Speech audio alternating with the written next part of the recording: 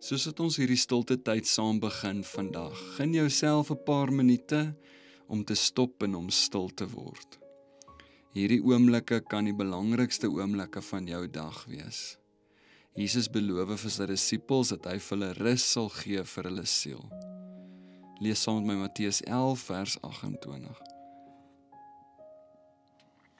Kom na my toe, almal wat vermoeid en belas is, en ek sal vir julle rus gee. Kom na my toe, almal wat vermoeid en belas is, en ek sal vir julle rus gee. Voel dit vir jou partykeer dat jy ekstra moeg is?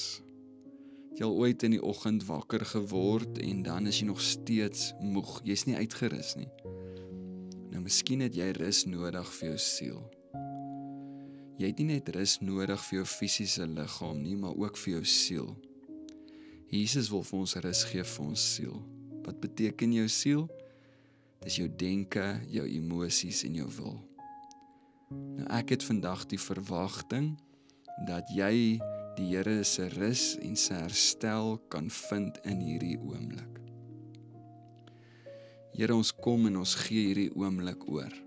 Ons plaas ons lewe in U hande. U is die enigste een wat vir ons ware rus kan bring, ware herstel kan bring. U kan vir ons nuwe sielskrag gee. Krag binne in ons siel, binne in ons gees, in hierdie oomblik. Here, ons verstaan nie eers hierdie dieper dimensie van ons wese nie, Here, maar ons weet dat U werk aan die binnekant. Ons gee vir U al ons bekommernisse, al die goed wat swaar druk op ons gemoed. Die goed wat swaar druk op ons siel vandag, Here, ons emosies en ons denke. Kom ontmoet ons in hierdie oomblik. Bring rus vir ons siel. Ek wil jou vra om vir 'n oomblik, as dit moontlik is, jou oë te sluit. Dit help dat jy van die buitewêreld net vir 'n oomblik kan afskakel en jou gedagtes en jou fokus draai na binne, om die Here te hoor en te beleef. Die Here wil vir jou leiding gee. Hy wil met jou praat. Geef hom 'n kans vandag, terwyl jy luister na hierdie volgende stellings wat ek oor jou uitspreek. Jy is meer geliefd as wat jy ooit kan verstaan of dink. Jy is meer waardevol as wat jy dink of verstaan. Jy is uitgekies deur die Here. Hy het jou gemaak. Hy het jou gemaak om 'n ewige wese te wees. Jy kan eers begin om te verstaan hoe groot die rykdom is wat die Here binne in jou geplaas het nie. Jy behoort aan die Here. Jy is sy kind. Hy is jou Vader. Hy beskerm jou. Hy gee vir jou 'n diepe vrede en 'n diepe vreugde.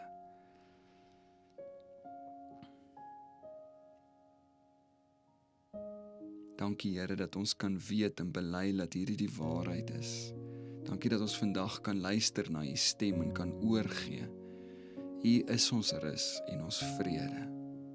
Ek wil jou uitnooi om vir 20 sekondes stil te word en die Here dankie te sê dat hy vir jou leiding gee. Gee ook beheer oor nou in hierdie oomblik aan hom. Dankie Here dat ons nie hoef te steun en staat te maak op ons eie insigte nie, maar ons kan vertrou op U leiding. Sê nou in jou eie woorde dankie vir die Here.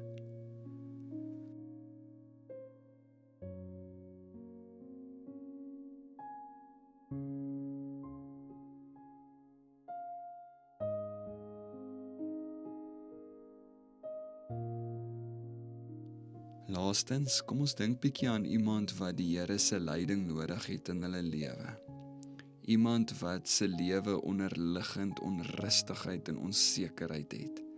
Kom ons bid dat die Here vir hulle sal rus gee vir hulle siel. Dat die Here hulle sal ontmoet in hierdie oomblik.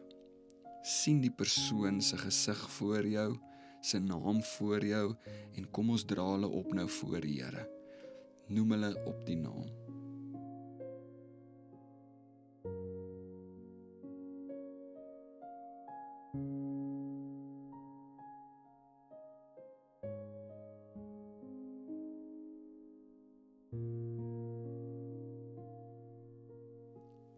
Dankie Here vir hierdie oomblik waarin ons kan bewus word van U teenwoordigheid. Dankie dat U op enige tyd en enige plek beskikbaar is vir ons, dat ons U kan beleef en ervaar.